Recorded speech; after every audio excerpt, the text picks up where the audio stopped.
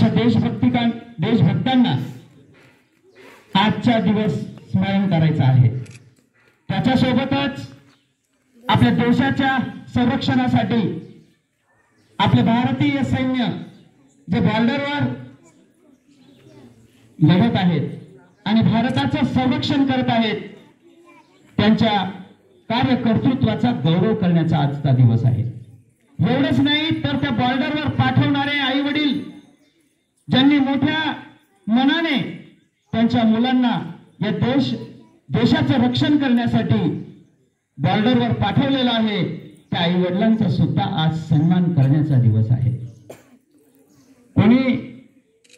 कोणाला मरायला पाठवतं का?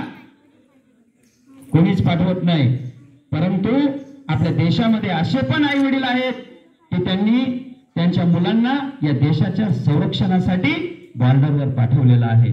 मी त्या माता, त्यांचे वडील यांना कोटी कोटी नमन करेन। आणि अशाच पद्धतीचं देशभक्तीचं वादळ घेऊन येत आहे आपली इयत्ता 4थीची विद्यार्थिनी